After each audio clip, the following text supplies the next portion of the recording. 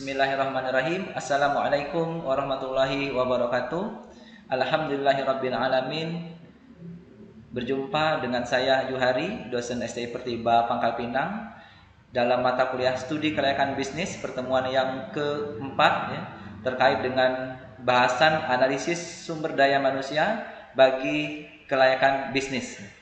Di mana dalam kelayakan bisnis ya, aspek SDM ini bertujuan untuk mengetahui apakah dalam pembangunan dan implementasi bisnis diperkirakan layak atau tidak dilihat dari ketersediaan SDM. Jadi sebelum membuka usaha pada aspek kelayakan ini ya, ketersediaan SDM itu benar-benar direncanakan, mulai dari perencanaan SDM, analisis jabatan, sampai nanti penempatan pada saat usaha itu berjalan.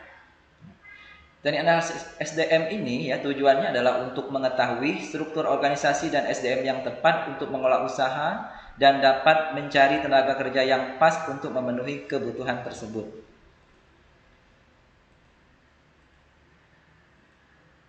Kemudian sumber daya manusia ya, ini adalah sumber daya yang paling penting di antara sumber daya yang lainnya ya. Jadi fungsi daripada man ini adalah dia mengelola metode, kemudian mengelola market, kemudian mengelola money, mengelola material, dan juga mengelola mesin. Jadi sumber daya manusia ini adalah organ yang penting ya. Kemudian juga ketika tidak ada manusia untuk mengelola sumber daya yang ada ini, usaha itu tidak akan mungkin terjadi atau tidak bisa berjalan. Kemudian terkait dengan aset organisasi yang paling penting adalah manusia, bahwa peran daripada manusia itu adalah manusia menggerakkan. Tanpa manusia sumber daya yang lain tidak berjalan. Kemudian manusia itu mengelola. Tanpa orang organisasi tidak ada. Kemudian tanpa manusia ya, untuk mengalokasikan sumber daya organisasi, kemudian juga manusia juga mengelola, merancang dan menghasilkan produk dan memasarkannya. Kemudian manusia juga membuat aktivitas atau kegiatan dan membuat tujuan yang yang menjadi tujuan perusahaan adalah untuk mencari keuntungan. Kemudian sumber daya manusia ini adalah aset organisasi yang paling penting dan membuat sumber daya organisasi lainnya bekerja. Sumber daya manusia penting karena mempengaruhi efisiensi dan efektivitas organisasi dan merupakan pengeluaran pokok perusahaan dalam menjalankan bisnis. Jadi tidak ada manusia, sumber daya yang lainnya tidak bisa berjalan. Kemudian dalam studi kelayakan bisnis ya, aspek-aspek yang perlu diteliti. Jadi sebelum membuat usaha itu dari aspek sumber daya manusia ini, kita harus merancang. Yang pertama adalah merencanakan kebutuhan SDM. Persiapan awal ketersediaan SDM untuk melakukan suatu bisnis proyek, terutama memilih manajer dan memilih tim proyek bisnis. Kemudian memilih manajer proyek bisnis ini ya, melihat daripada pemilihan waktu, kemudian kriteria seleksi, kemudian latar belakang dan pengalaman ya. Kemudian melihat daripada kepemimpinan dan keahlian strategis, kemudian juga kemampuan teknis, kemudian juga kemampuan kehumasan, kemudian kemampuan manajerial. Jadi kriteria manajer proyek ini harus memiliki kriteria yang sudah disebutkan di slide ini.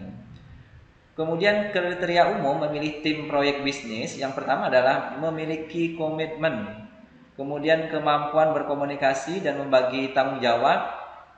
Kemudian ciri-ciri tim proyek bisnis itu adalah memiliki fleksibilitas, kemudian juga memiliki kemampuan teknis, kemudian juga kemampuan untuk mengakui kesalahan dan memperbaikinya ya. Kemudian juga konsentrasi pada pekerjaan, kemudian kemampuan untuk saling mempercayai, kemudian seorang wira swasta. Jadi ini untuk tim proyek bisnis ya, dalam tahap perencanaan SDM.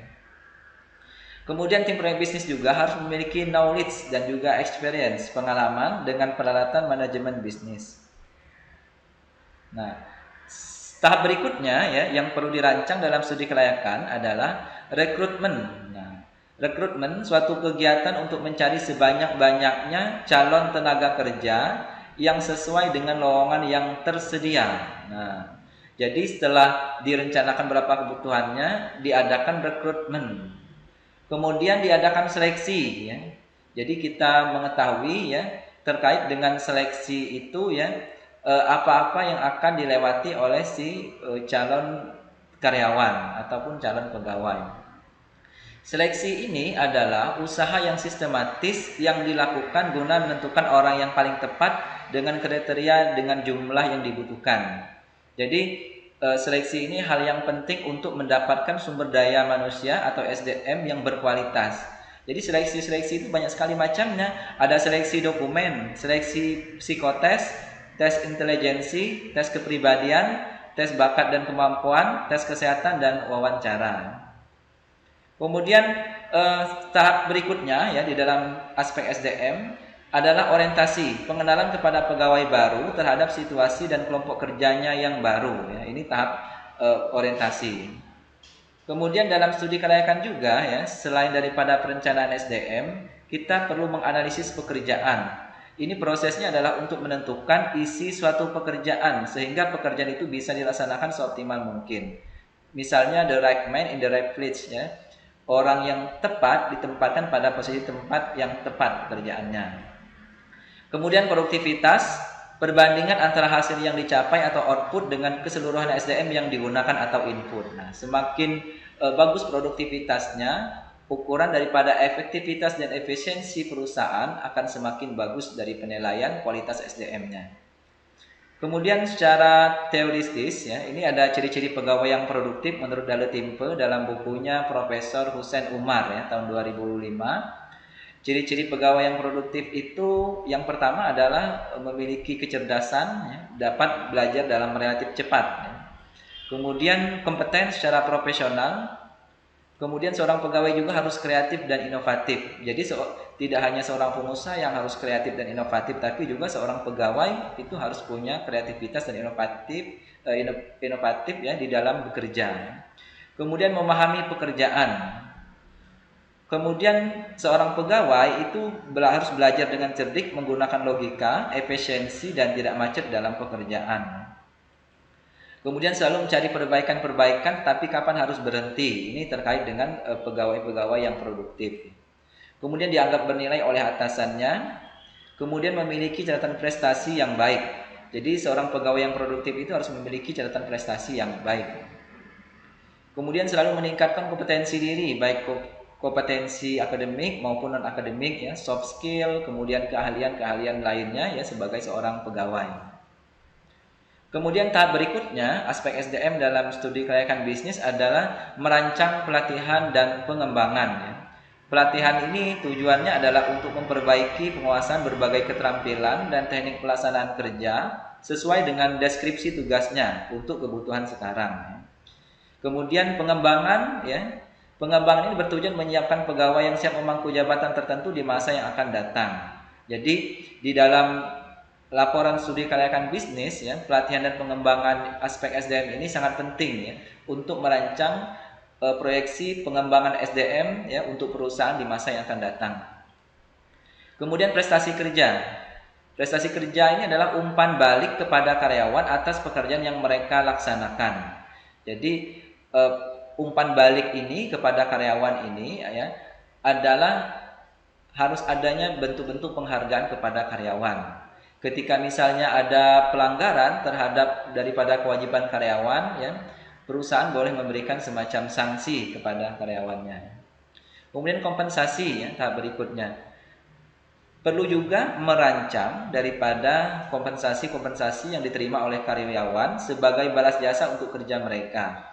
Jadi kompensasi ini berupa uang maupun non-uang, ya, berupa cenderamata atau hal-hal yang lainnya berupa penghargaan atau pujian.